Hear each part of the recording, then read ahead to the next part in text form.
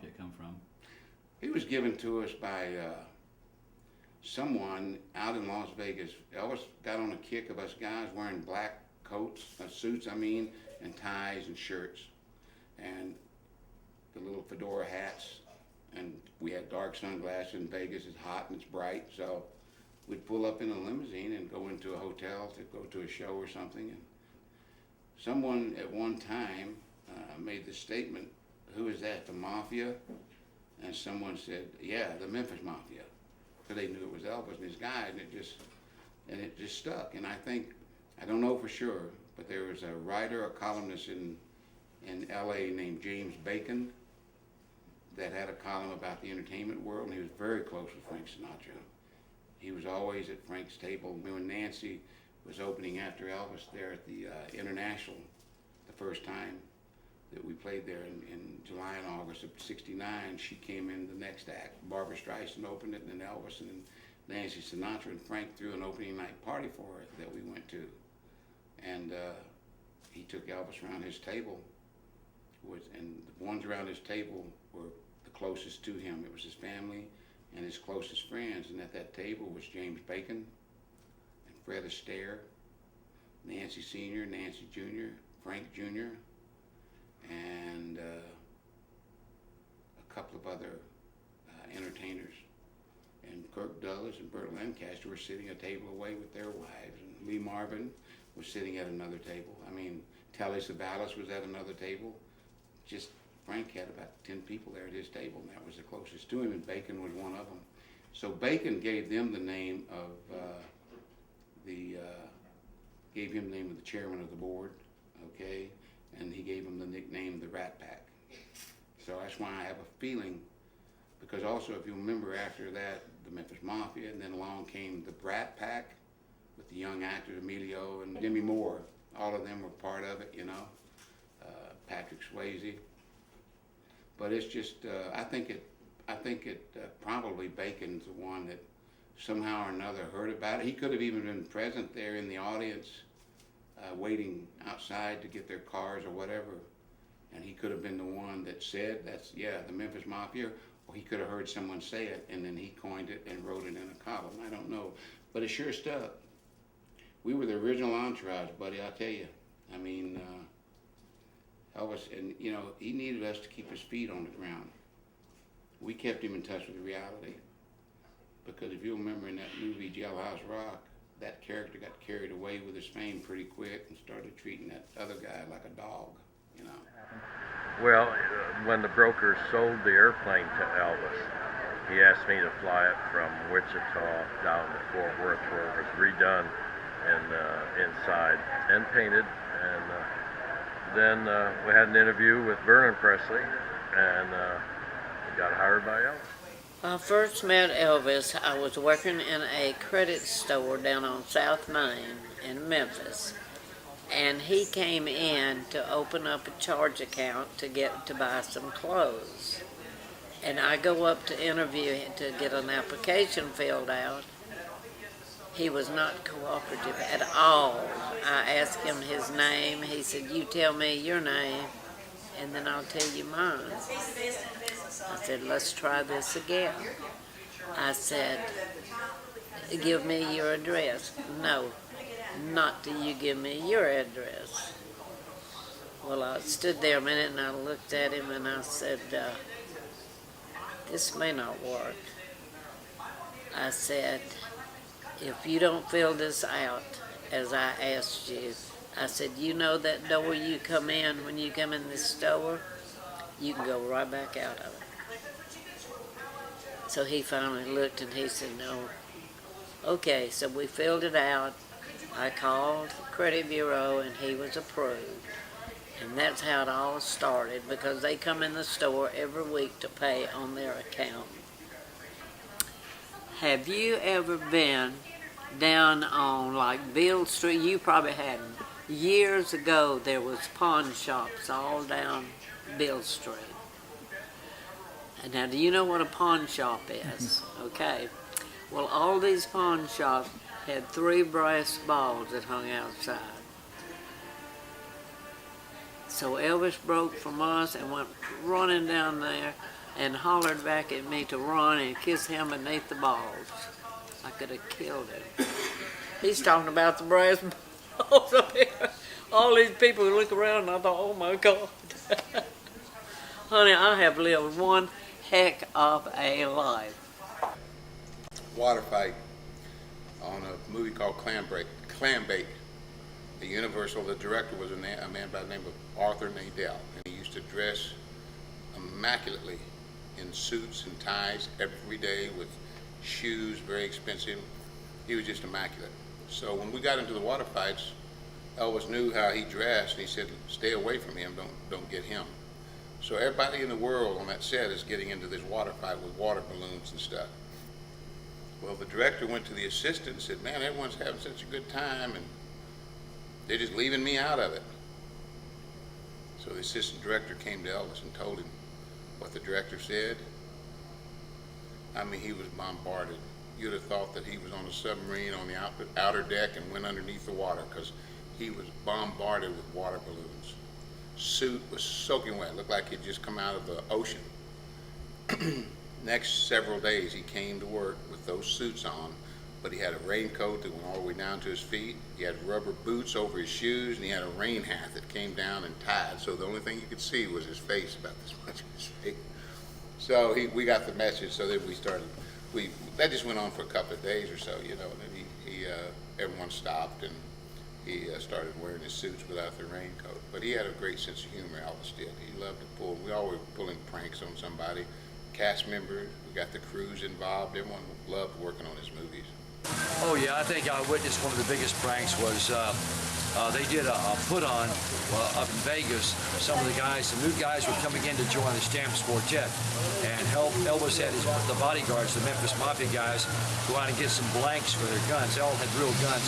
They put blanks in there, and we went up to his suite, and we were having a party, and supposedly somebody busted in the suite and started shooting, and they thought it was for real, and Elvis fell on the floor, and J.D. Sumner jumped on top of Elvis, and he thought Elvis was crying, but Elvis actually was laughing. He looked down, Elvis was laughing, and then J.D. caught on to it, and we all laughed. It was a great stunt that they pulled.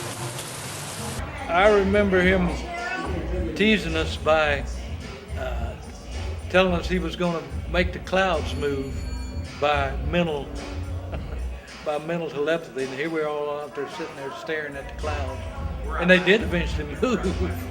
But I think inside he was laughing at us. Yeah. Well, as you know, as being 8 years difference in our age, you know, a lot of things he was doing that you know, I wasn't quite doing then, but we always, you know, had a pretty close bond. You know, he kind of looked after me and as a kid, and we, you know, what he did and what I did as a kid was, you know, somewhat different, because like I say, there was 8 years difference between us and all. But he was somewhat just a typical teenager as far as, you know, things that were done. He in school, you know, he got along pretty well with most of the kids, and not much of a party goer, but, you know, he got involved in certain school activities and, you know, different things like that. But yeah, he was quite a character, you know, as far as pulling jokes on people and all. And, he got a kick out of it. Now, he wasn't real crazy about the jokes being pulled on him, but, you know, Okay. One of the practical jokes, during Christmas, Elvis always handed out bonus checks for all the employees. Well, this was the first year I think McDonald's had their first little gift card things. So he took it upon himself to get everybody's envelope, had your name on it, but he just put the McDonald's coupon in there and gave it to you. So the look on everybody's faces when they was at Christmas and he handed out the bonus check, everybody opened it at the same time and we see McDonald's gift coupons. I mean, it was priceless, the look on everybody's faces, and I mean, he was laughing, and he said, "Okay, guys, here's your real check." So, but I mean, that's the way Elvis was, and that's the Elvis I remember. Well, the first prank he pulled on me was he called me out in the middle of a show to sing duets with him. And actually, took me to the piano and made me play and sing Hawaiian Wedding Song as a solo. But that was some of the things he did on stage. He just always loved surprises and keep us off guard.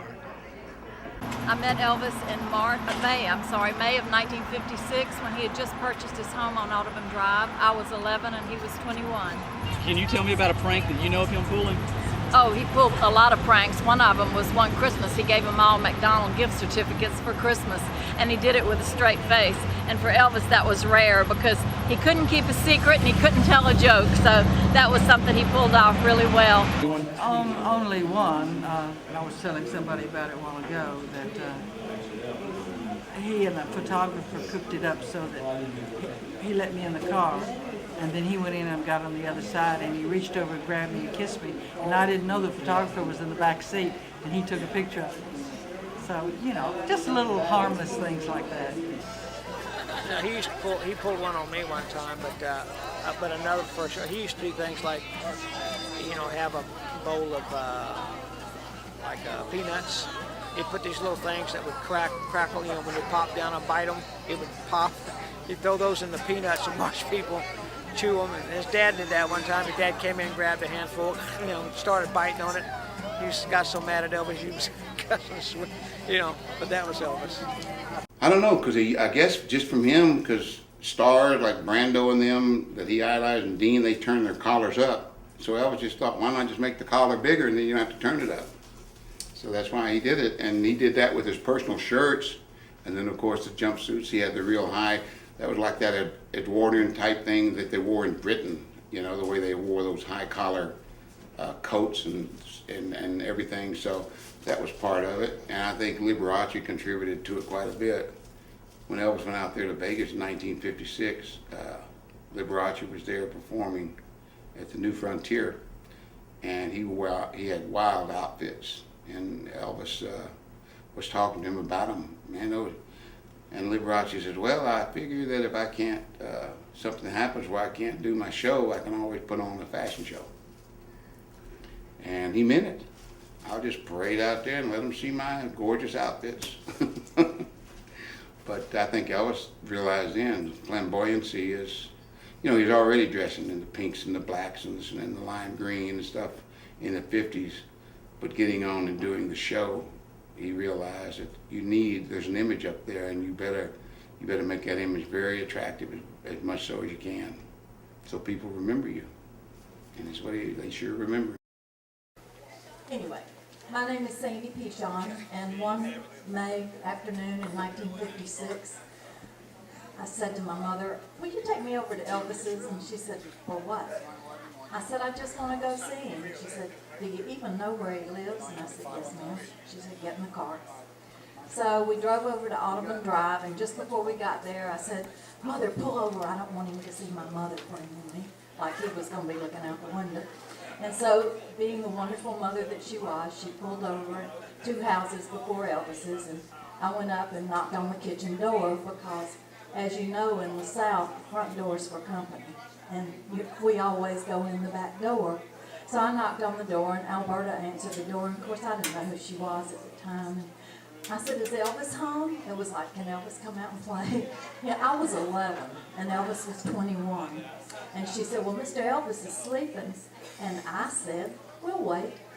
So he had a red Harley, and he had a yellow Cadillac convertible. And I sat on the motorcycle, which was facing the backyard, where they were digging the pool. And my girlfriend sat on the fender of the car, and we waited. About 15 minutes later, Mr. and Miss Presley came home from the grocery store in the pink Cadillac, and Miss Presley said, are y'all waiting for Elvis? I mean, not at all surprised to see 2 strange girls on her carport. And we said, yes, ma'am. So she said, would you like some lemonade? Yes, ma'am. So Mr. Presley brought us out some lemonade, and we continued to wait.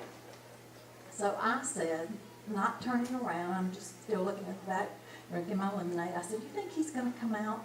And she didn't say anything. And I heard the back door open, but I thought it was Mr. Presley coming to get some more groceries.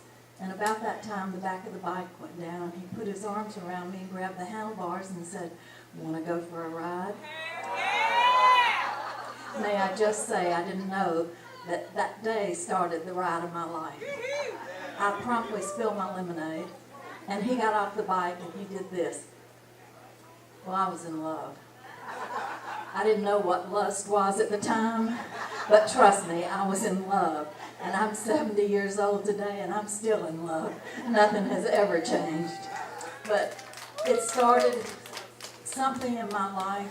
Elvis had a magnetism, he had a charisma, and once you met him, there was no going back. You just knew that he had to be part of your life.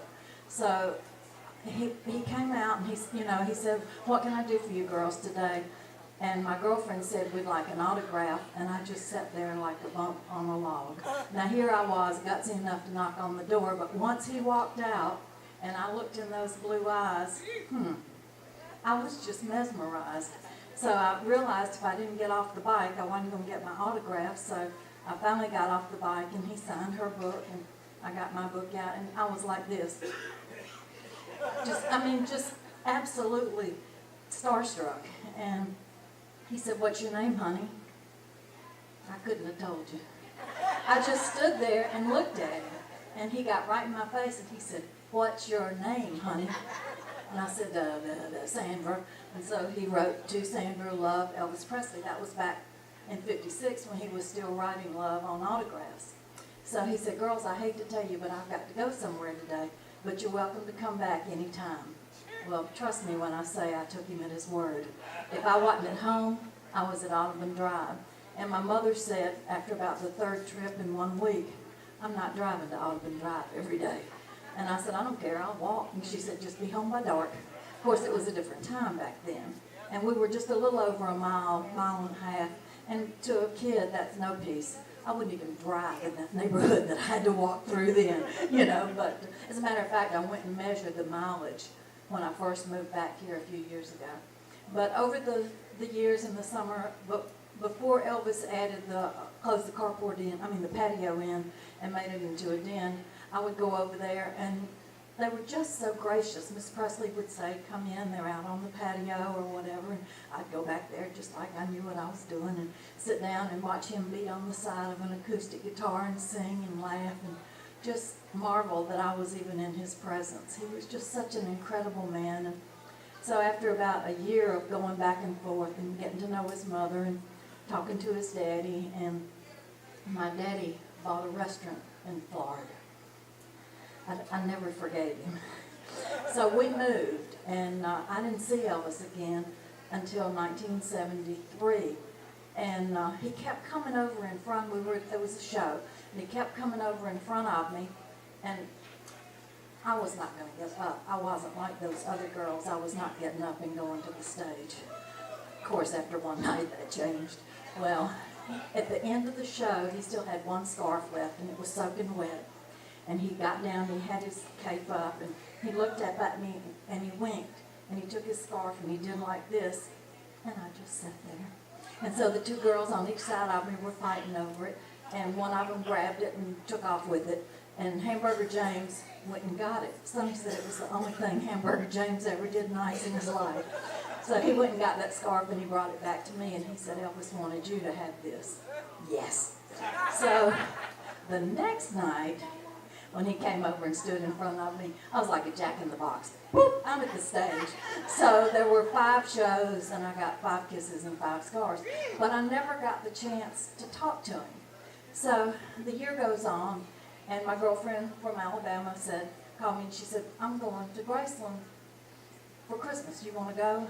Elvis is always home at Christmas. And I said, sure. So we got here, and Harold said he was over at Stax making a record. So he said, y'all need to go over there. Well, if I'm going to knock at the door on Audubon Drive, I'm trying to get in Stax. The doors were locked, and there was coverings over the windows. It was starting to snow. It was December the 13th, and it was starting to snow. And so we went back and got in the car, and she said, well, what do you want to do? You want to wait? And I said, I don't know. And this guy comes out of Stax, and he stops by our car, and I let the window down, and he hands me 2 cups of hot chocolate, and he said, the man inside thought you might be cold. Alrighty then. So I'm looking at her, and she looks at me, the man inside. Of course, I'm sure there were cameras, but at the time, I thought, how did he know we were out here? So a few minutes later, the guy comes back, and I think, we're going to get run off. And she said, wow, we hadn't done anything. So he stops again at the car, and he said, You can come inside, but there'll be no pictures, no questions, no, I almost knocked him down getting out of the car. So we go in stacks, and it's kind of a ratty little place, and you go up the stairs. I mean, it was not at all, not glamorous, not what you would think for a recording studio. And we were not in the area where Elvis was, but there were times we could hear what he was singing, and we got to hear him do Love in Arms, about 7 to 8 cuts of that. And it was just incredible. He had on a burgundy corduroy shirt that was a waist-length cape, black pants, and black boots with silver tips. Oh, his hair was messy, and he was gorgeous. And so about 3 o'clock in the morning, he said, did anybody order pizza? And they said no. And he said, well, let's call it a night. So the guy comes back in, and to this day, I don't know who he was. We thanked him profusely, but I never did ask him what his name was. So we leave, and Joyce said, Sonny went out to warm up the studs, and she said, you want to wait? And I said, I don't know. She said, well, we've been pretty lucky tonight. Let's go on back to the hotel. And let me just say here, in the Stax album that FTV just released, that's my picture of the Stutz by the soundtrack that they used, and they also used it in the Promised Land. So my pictures got around for a while. So anyway, we go back to Howard Johnson's right down the street from Elvis, and we're unloading the car, and here comes the Stutz around the corner. And Sonny and Elvis were bringing Kathy Westmoreland back to her room, and Joyce said, don't try to take his picture. He's got glaucoma, he doesn't like the flash bulbs, blah, blah, blah, blah, blah, because she was experienced at being a stalker, and this was my first excursion. So I took my camera and put it on top of the ice machine, and we just stood there. And when he got out of the car, he looked up and he said, don't you girls ever sleep? And I said, not when you're around. So he started laughing, and he said, how'd you like what you heard tonight? So we weren't sure that he knew we were there, but he did. And we told him it was great, and we appreciated him letting us come in. And I said, do you have time for an autograph? And he said, sure. So I had a picture of him with that orange scarf, my first scarf, and when I handed it to him, he looked at me and he said, honey, I know you, but I don't remember your name. And I said, well, I used to come by the house on Autumn Drive. He looked at me a minute and he said, your name starts with an S. And I, yes, it does. And he said, Sharon. And I'm like, no. And he was so sure it was Sharon. And Anna bought my first book, Raised on Elvis. She bought that book tonight. And if you'll look in there, there's a picture of the picture that he signed, and he had started to write Sharon, S-H, and I said Sandra, and he changed the H to an A, and then the pen quit writing, and he's like, do you have another pen? It was like by then it was 3:30 in the morning, but he was just so sweet and so gracious. So he signed a picture for Joyce, and he said, well, girls, he said, I guess I'll see you on tour, and I said, I guess you will, and he said, okay, Sandra, and he kind of repeated my name, so I was thrilled.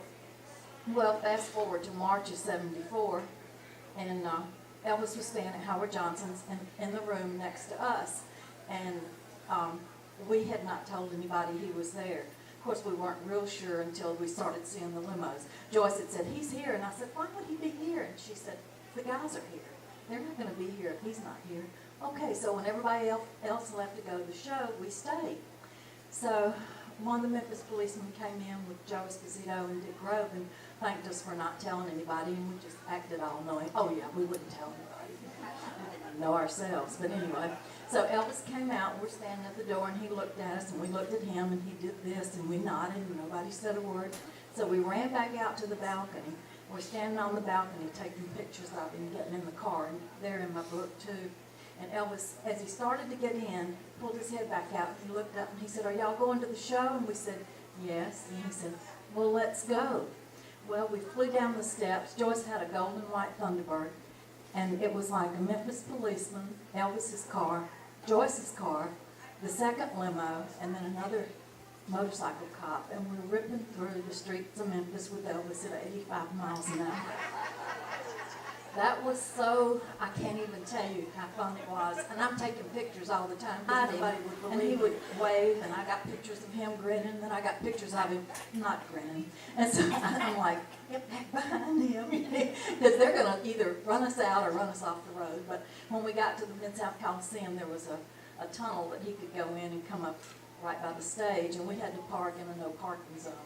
So we were running down the aisle trying to get to our seats, and just as he was coming out, and that spotlight hit us, and he looked down and saw us, and he said, "Haven't I seen you girls somewhere before?" And our friends were all saying, what's that all about, you know? So we were like kind of, I don't know, we were just coming with Elvis and and the entourage. So after the show, that was an afternoon show, so we went back to the hotel, and he had changed hotels. He had moved over to the Holiday Inn Rivermont. So we had lunch with Charlie and Sonny and Dick and Red and everybody, and I couldn't eat, and so we introduced ourselves. Joyce already knew Charlie, and when they got to me, Sonny said, I said, "Sandra," and he said, "Does anybody call you Sandy?" And I said, "No." And he said, "Well, you look like a Sandy. That's what we're going to call you." Okay. So I've been Sandy ever since. Well, he said, "Would you like to go up to Elvis's suite?" And I'm like, "Oh, yes." Let me think about that. Yes. Didn't take me a minute. So I said, "Joyce too?" He said, "Yes, Joyce too." So we're getting on the elevator, and we go to his suite first, and we're pacing back and forth. He's in there changing clothes, and so we go over to Elvis's suite, and Elvis and Linda are coming out of the bedroom, and she's got little flowered things on her toenails. That was new at that time, and I thought that was the cutest thing I'd ever seen. Couldn't wait to go back and get flowers on my toenails. Anyway, so Elvis looked at me for a minute, and then he said, "Sandra," and Sonny goes, "No, boss, we're going to call her Sandy." Elvis said, "You call her what you want to. I just got the Sandra down." But he never called me by my name. There were so many girls, as you might guess. I mean, it was always honey or baby, and I mean, it's not like we had a whole lot of one-on-one conversations, but we did have a few. And it was just a really special time in my life. After that, I thought he couldn't sing if we weren't there. And so I went to over 100 concerts, and I got 16 scarves and 6 guitar picks, but I was living in Louisiana when Katrina struck. So I have the scarves, but unfortunately his DNA is no longer on them. I had to wash them and wash them and wash them because they faded together. Well, it was a fantastic experience to work with Elvis. Elvis and I were both under contract to Hal Wallace, who was known as the Star Maker. And I remember the day that Hal Wallace said that I'd be making my next movie with Elvis. And I was an incredible fan of his. So and then he said, "You'll be doing it in Hawaii." Wow, that's awesome. Elvis was a fabulous actor, very underrated by a lot of the conventional. I did. I shook his hand when he gave me the scarf. I just grabbed his hand, he pushed the scarf into me, and I rushed to the stage. The poor man didn't look too well. And across the road that night, Danny and the Juniors were playing. That was on the 25th of June, 1976, New York. New York State. And I went back to Canada in the bus with that scarf, and I had it hidden down my trousers. When I was on the coach, somebody said to me, they were crying, they were Irish from Northern Ireland, and they were talking about Elvis, and they were saying this and saying that. And I said, "Oh, what about if Elvis gave you a scarf, what would you do?" When I got off the coach and the door was shut, I showed them the scarf, and they were banging like mad. And that was it. I have the scarf right here with me today. I think they sensationalized a lot of it. I mean, and the thing they didn't, and it gets me, I mean, I was going to do a film myself, but the people said that they want, well, no, we got to do a balance, so we got to talk about some of the bad stuff too. And I said, no. I said, we don't need to sensationalize Elvis's life because it was sensational to begin with. He was the American dream. I mean, so exaggerations, no. They don't need to. I mean, I saw the one with Kurt Russell. I thought it was pretty good. I just didn't like him sitting there talking to a shadow and say, "Jesse, that never happened." No. That's kind of crazy. Yeah. I mean, Kurt Russell did a great job, don't get me wrong. It was a good film, but I mean, now you're talking about somebody that spent 17 years of their life with the man, so, I mean, I notice all of the details. Yes, on a number of occasions we got to go. The thing that I remember most, Speedway or something with Nancy Sinatra, and the reason I remember it is because of Ice Station Zebra was being shot at that time with Rock Hudson, and then there was Jim Brown were just kind of coming on making films, and then of course the television shows Man from U.N.C.L.E. Then we met the karate guy Bruce Lee from Green Hornet. We got to meet all these really well-known stars in entertainment, and Paul Newman and all of that. So, yeah, on a couple occasions, I was able to be there, and it was a blast. I have several little stories that I might tell you, because I'm kind of no stranger to Graceland, because I've been there, and I made cakes for Elvis. I was working in a local bakery, and Vernon would come in to order the pastries and so forth for like on the weekends, and I saw him this particular day, and I said, I think you need to try a homemade cake, because Elvis's favorite cake was a 3-tier coconut cake. And so he said, well, why don't you make me one and let's see. So I did, and from then on I made all their cakes at Graceland. And every time that I would deliver a cake, I'd go up there and, of course, go through the gate. They called down and told them that I was coming, and several times Linda Thompson met me at the door and invited me in, and she is gorgeous. Every time I would go, she would have like some kind of a Chinese outfit or gold this or that. She was so 35-cent drag when you brought somebody with you. And the place looked so big back then. And when I just filmed it not too long ago, it looked like it wasn't no bigger than that little room right there. And but Elvis used to come in there. He ran around with a guy named Paul Dewar and a guy named Farley Guy, and also but another guy named John Swain, who went on to be a legitimate actor in New York. And you know, it seems like this. We used to do this back in 1952 and 53 at the at Holy Names, a little auditorium sort of thing, and then they had a great jukebox, and we danced to jukebox back then, but that seems like so long ago, and we went to different venues together. I was with Johnny, another friend of mine, Johnny Burnett, who went to school with me, and he used to play out at a place called the Eagle's Nest. He had a group called the Rock and Roll Trio, with he and his brother Darcy and a guy named Paul Burleson. And they played out at the Eagle's Nest out on Lamar back in 1951. They lived in Lauderdale Court too. And many times Elvis asked could he sit in with them at Lauderdale Court while he was practicing. They run him off. Then Elvis would come out to the Eagle's Nest, and they would let him sit in and play out there. This was in, say, 51 and 52. And, you know, it was Johnny and Darcy and Paul. They were Golden Gloves champions, and they were real tough. And back then, Elvis liked to be around a lot of tough guys. He wasn't a tough guy. He wasn't an athletic guy, because he played 2 games with us on the football team, which I played on for 15 years, and also he never played on the softball team. I've got pictures of that. I've got pictures of. I didn't know that thing was going to be that popular back then. And about 2 years ago, at the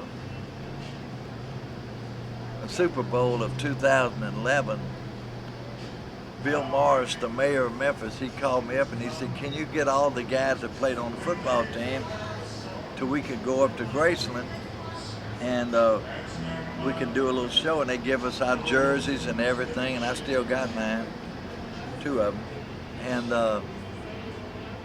in order to do it, it was for charity. It was cost $500. Well, I didn't have $500, so Mr. Tony Gelati put up my 500 for Marlowe's, and Sonny West and I rode together up there, and wasn't but about maybe 6 guys, because 13 of them are dead and about 6 of them didn't want to do it anyway. And so George Klein, he said he was our honorary coach. He said, Gene, come on, we're gonna run a few plays. I said, run a few plays? I'm 75 years old, I ain't running nothing. We just up here for the show. Jerry Schilling was the coach of the other team. And about maybe 12, 15 guys showed up. That some of them were part of the guys that played behind Graceland at Graceland School that never was, they never was part of the football team, the one that was sanctioned. All those trophies you see up at Graceland, we won them for him. I don't think we lost but about 2 games in about 10 or 12 years. And but you know, he was very nice. He was a very nice guy, and he ordered our uniforms, and I mean, he every year he would say, I'd say like, we need new uniforms, and he'd say, okay, Wayne. He said, go up and see this guy at North York Arms, a guy named Freddie Bajaki.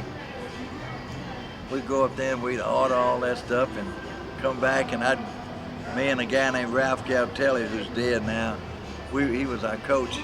We gave Elvis the bill. It was a little over $5,000.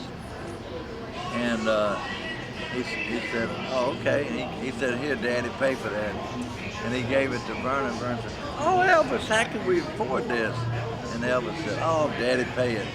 And Vernon was, he just never wanted to, I guess he remembers the times when he was young and didn't have nothing. He knew that time might come again.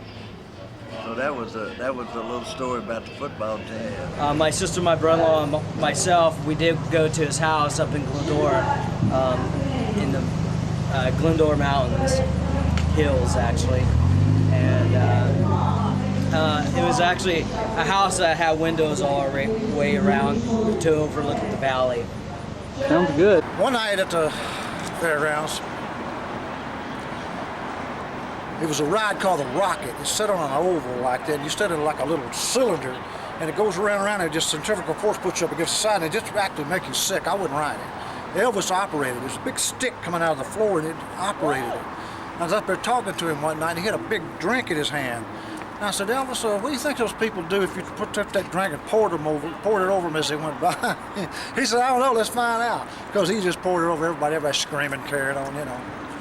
Now, another time, his favorite ride out there was the Dodgem car. Bumper car, some people call it bumper car. But anyway, one night he got up off the car. I think he was getting ready to go home. No, he wasn't going home. I don't know what he got up for, eat something or whatever. But his pants were ripped in the back. I mean, the seat was ripped all the way around. And you know, there's people saying, you know, he didn't wear underwear. Believe me, he didn't. He did not. Anyway, we told him, he says, anybody got any pants? And this guy said, his name was Bobby. He said, yeah, I got some in the trunk of the car. He said, could I use them? So he goes to the trunk of the car and comes back with these old pants. And they're like mechanic pants. I mean, you know, the old dirty looking pants. And Elvis went to the bathroom and put them on. He came walking back out, and I looked at him and started laughing. He said, that's okay, all right, that's enough. He wore those ugly looking pants all night long. Of course, I guess that's better to wear those pants than let his butt be showing all night. I mean, you know, but it was funny. 38 years. She's sitting right over there when we were dating. I didn't know she ran around with us. We was out on a date one night after eating to a movie. And she wasn't ready to go home. She said, let's go by to Memphis and see if Elvis is showing movies. I said, wherever he is. She said, we'll get in and watch it. She said, whatever you do, don't say anything to him, because he don't know you. So, stupid me, that was getting ready to go into the restroom. I ran in the locker and said, hey! He grabbed his pistol and went, whoa! The body boss and shoot. I just wanted to meet you, I'm sorry. I scared you. You go in and shake my hand. that's the first time I met him. I've always been a fan of his. And saw him later on, and I said, I really love your music, along with about 15 trillion zillion billion other people. He's really a nice guy. And I've always been an Elvis fan. I never thought I'd get to meet him. But anyway, I thought this was amateur night. These guys have been great. Now the amateur night starts. Hi, folks. You know, I'm not really old. I just carry this cane for effect. But I'm so happy to be here tonight, even if it's just for a few minutes. I'm doing the Elvis Presley Memorial Dinner charity event tomorrow night. It'll be the 17th year. And I wanted to come to be here for Carrie today because they're raising money for Alzheimer's. So I hope that you will support her benefit and help her with this. It's very worthwhile. Sometimes I think I'm a candidate for the Alzheimer's help myself, but it seems like that I can't remember too many things long ago. And somebody asked me one day about something that Elvis did 30 years ago, and I said, I don't remember what I had for breakfast this morning. But I am happy that you're here. You have no idea what it means to me to see so many of you people come to town every year to honor this man. And the only thing that I really ask of you is that you only honor him. Don't worship him. Don't idolize him. But honor him, because that's all he would want you to do. And he was a great friend. He was a great man. As you know, he had a beautiful voice. He was very generous, very loving, very giving.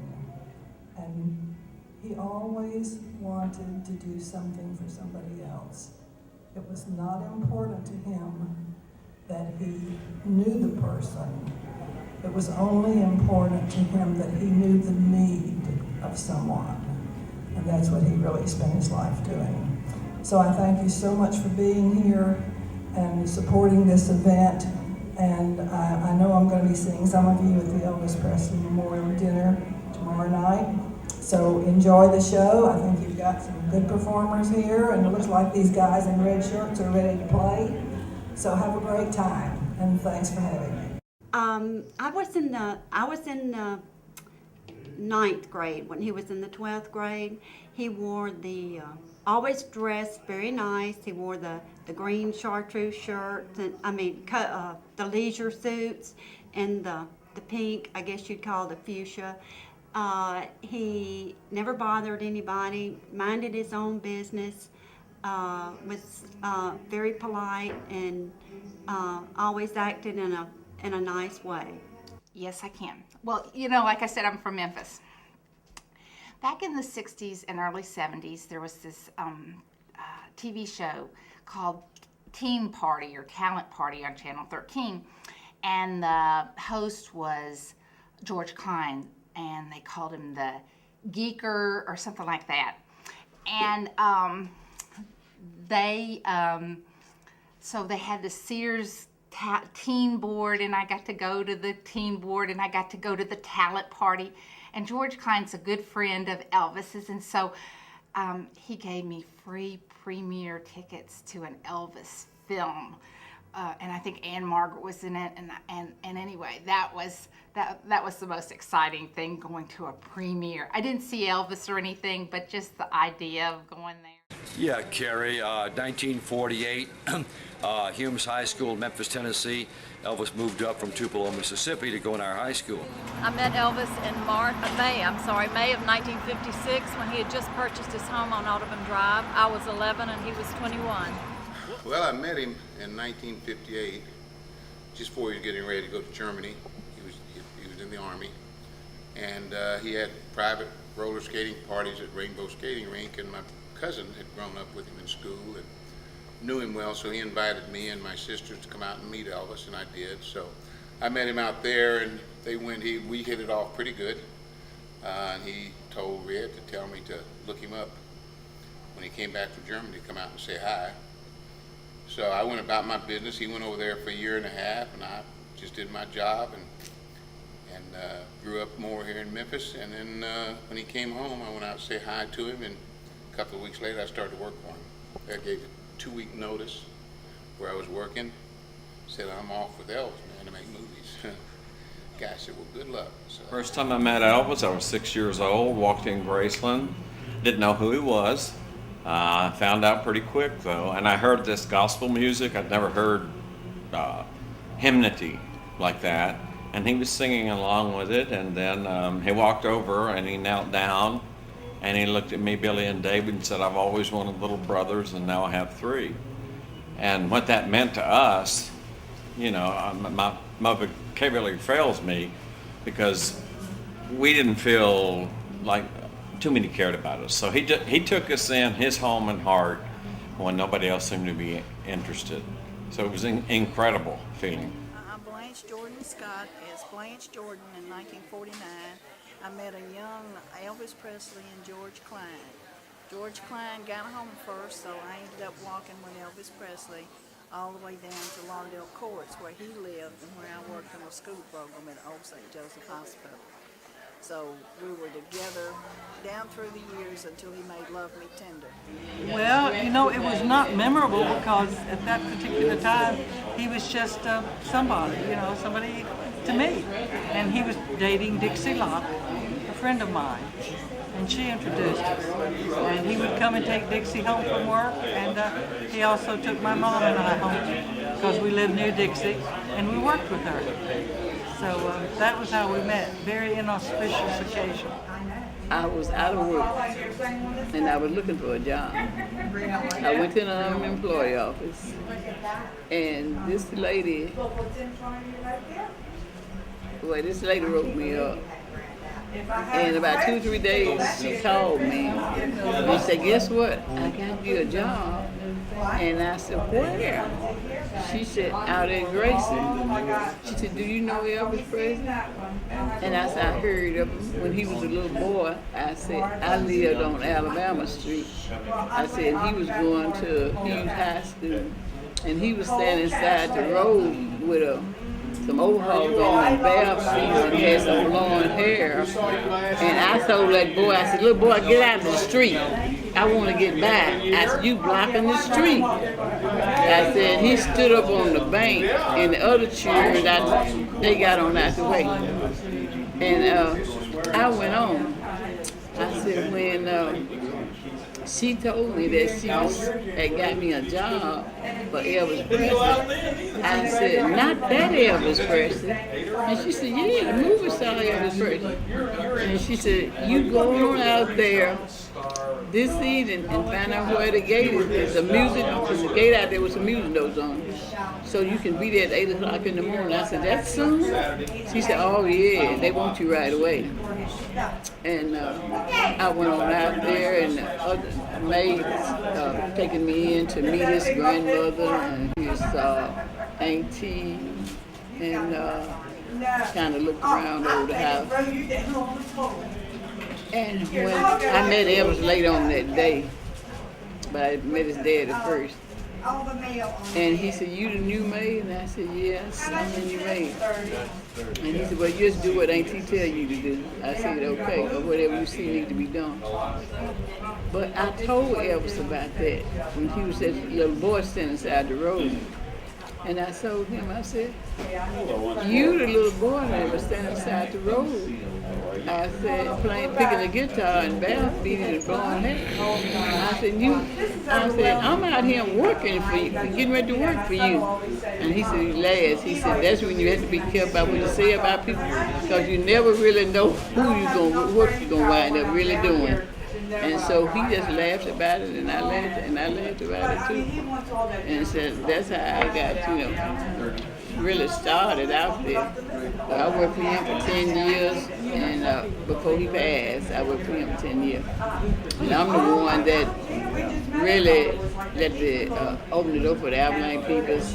I'm the first one that went upstairs after Jenny called down to see him in the position that he was in. And I come back down and got Al Strada.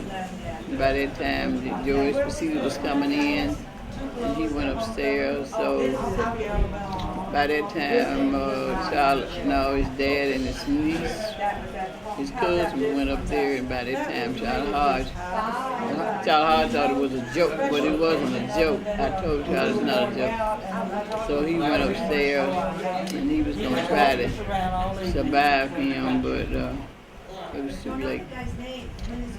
So it was a sad day, all right.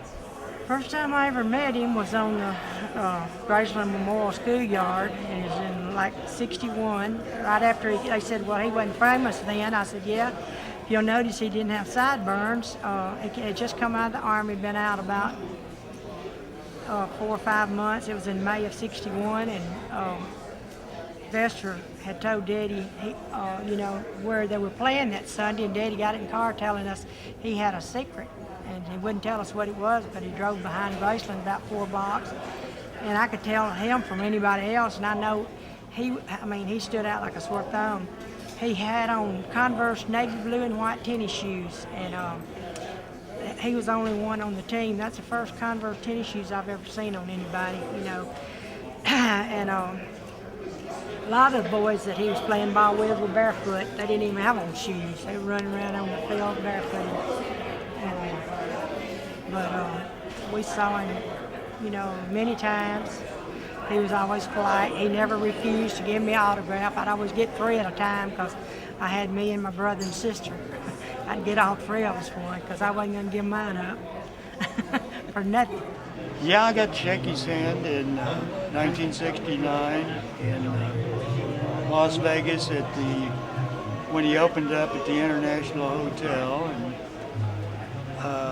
we got front row seats because of Colonel Parker's right-hand man, Tom Diskin, got us front seats a couple of nights, and my wife did get to kiss him a couple of times, so it was pretty exciting.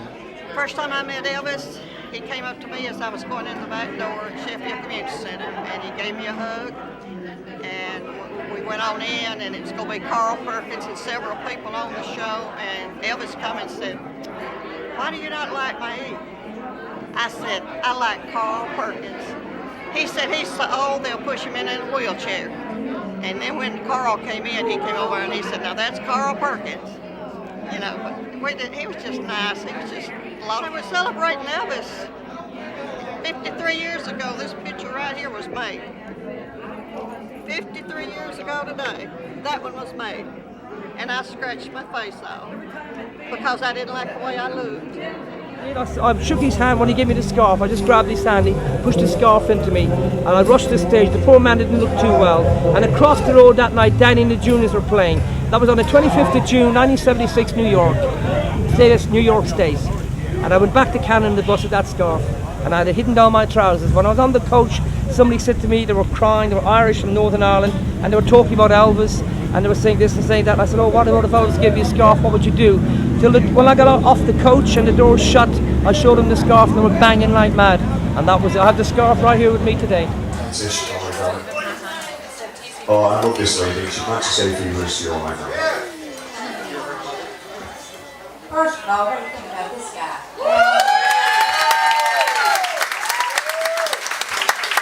Elvis would be very proud of you.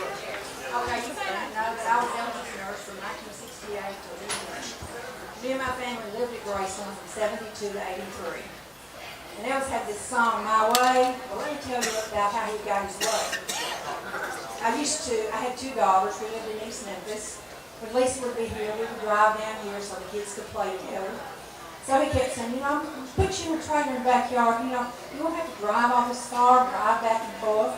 So this goes on several years. I just kept saying, no. We just built a new home, our first home.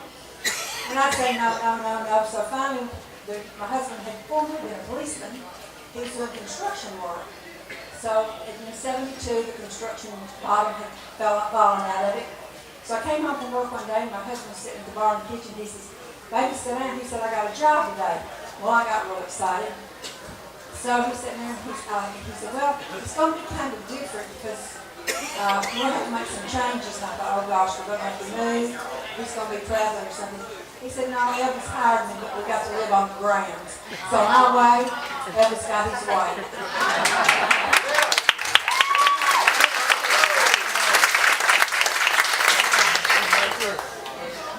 Elvis was the most kind, caring, most educated person that I was ever around.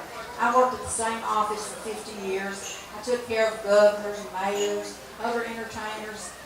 Nobody else could hold a light to his knowledge. He was very well read, and the thing about that was he absorbed what he read.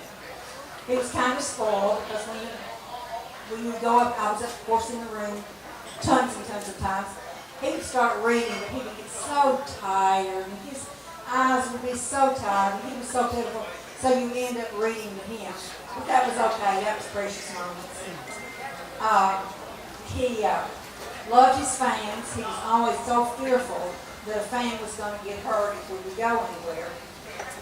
So at one time he got me a new car. It was black on black on black, and he gave it to me in the dining room. It was really nice. He had to go get the police blue light, put it up on the front of the car, so he's going to drive it first. So Elvis Presley knew 2 speeds, 0 and as fast as it would go. So we get up on the expressway, and he's in my car, and I mean, we're going boom, boom, and I thought, I'll never drive this car. We'll never get out of this car alive. He's going to wreck this car. And this was in '76.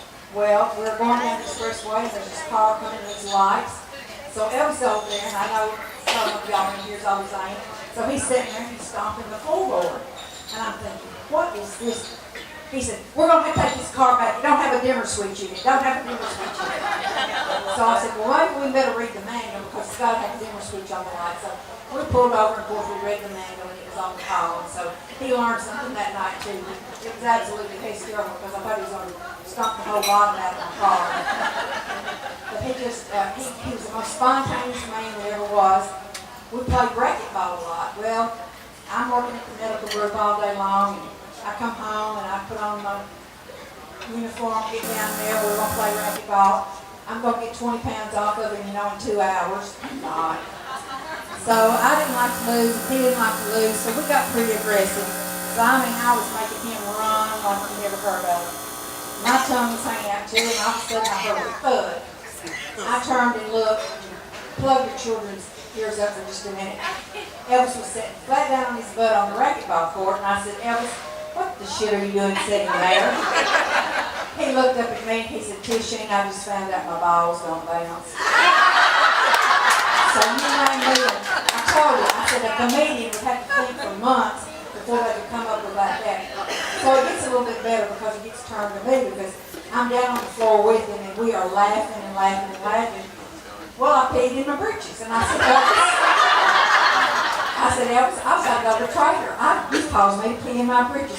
He said, hurry, get me a towel. I got to get this off my floor and take the finish off of it. So he's going to get the last call on anything that goes. But let me see what else. I'm making some notes here. Let me look. Oh, yeah. Another time, we're walking. We're walking around the back of Graceland where the trailers are, down the front, around and around. So we're talking. Imagine me talking. So as we walk, I would pick up sticks that would keep up with how many times we're doing walking. We come around the end of the house on the north side over there. He looked up beside the chimney and he says, Tisha, somebody's shitting in my egg. And looked up there and there was this blob of this brown and black looking stuff coming down the side. So we go running around the back of the house, right up the stairs. Well, there was honeybees. They had been living up there not very long. There was all in the corner. There was this, whatever you call it, honeycomb and all these bees. Well, we slammed the door real quickly. It took them forever to get somebody out there to catch the queen bee to get rid of the other bees. So that was quite, we didn't walk anymore. That was we had enough exercise for that.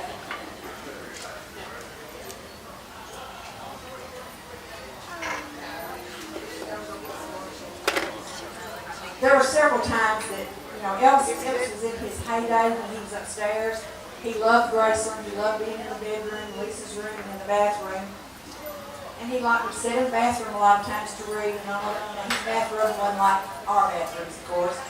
So we were sitting there one night, and I was reading to him. Well, the commode was trickle, trickle, trickle.